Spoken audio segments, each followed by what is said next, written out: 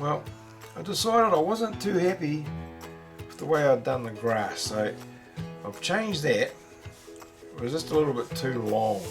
Yeah, so I've just sort of gone over it and just changed it a bit. You know, like it's not actually a paddock, you know.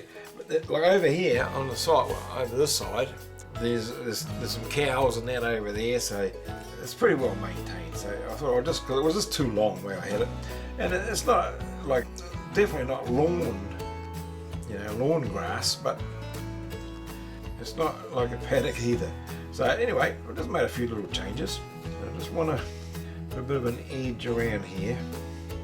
I mean, they probably got a guy that comes in and does the lawns, keeps it a little bit tidy. This time of the year, of course, with all the rain, everything is just out of control. That's all right. I mean, my lawns need to be mown. Although I did them 2 weeks ago, but I should have done them last week as well. But the rain, well, I would have done them last week, but the rain sort of put the cob wash on that. Just little bits and pieces now. We've got most of it all, everything's sort of there. It's just now just putting in the detail. I want to do a bit more on the fence. I want to do a little bit more on this, making it look a bit more dilapidated, I guess. Not so straight.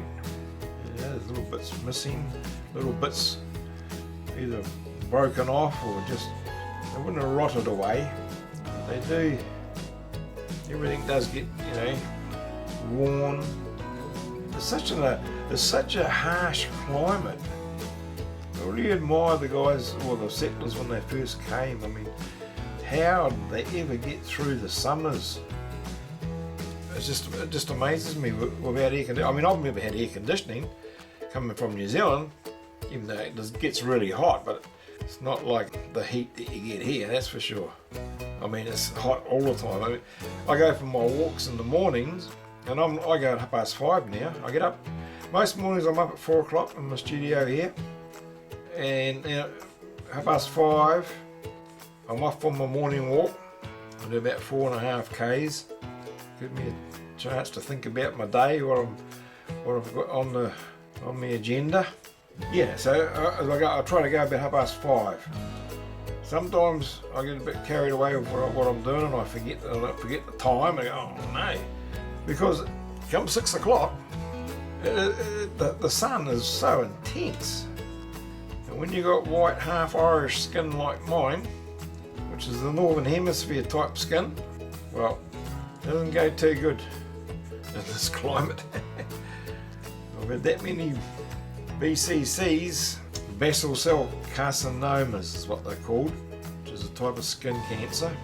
You know, I've had so many of them removed since I've been here, and I just recently, my doctor, because I got to get my skin checked every 6 months, and just recently he found another one on my nose. No, not the nose. I've had 3 BCCs removed from my nose, and believe me, the pain of that needle going in, oh my god, it makes me want to cry thinking about it. It brings tears to the eyes when it's going in. I've got a good doctor. He always says to me when he's sticking the needle, this is going to hurt, Robbie. It hurts alright. But the last lot, you know, I had one on my lip. It was only about 2 or 3 weeks ago. So he did the biop, and I thought, oh well, I'm just going to have to, I don't know, live with it, the pain. But anyway, when I went back for the results, and he said, oh, good news, Robbie, sunspots. Oh, I tell you, he made my day. He really did. So you just give them a spray froze them with the spray thing they got. Anyway, so I'm all clear for now, touch wood. You know, I've never been able to go out in the sun. My skin just never ever goes brown. All it does is just goes red and then freckly. And I haven't been in the sun for years.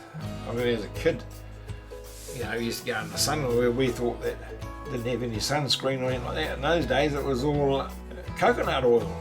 And I used to think, you know, what's this doing? Just cooking your skin. But anyway, it's all clear for now. Another 6 months and I'll get it checked again. But you just can't go out in the sun here anyway. Like the temperatures, high 30s, 40s, they've been in the 50s. You know, I couldn't believe it. And you just cannot go outside anyway. You know, we've got a lot of shelter here where we've got up sailcloths, shade cloths, I mean, and you know, but you can't go out even when you're in the shade because it's just so hot.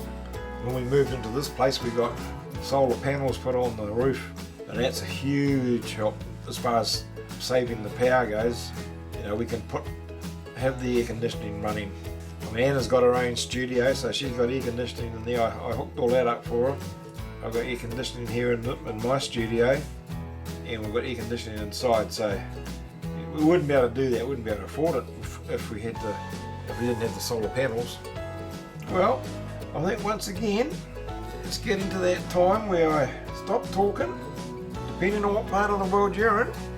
Grab a glass or a cup of your favourite drink, put your feet up, relax, think about the wonderful weekend ahead, enjoy the music, and I'll see you in a few minutes.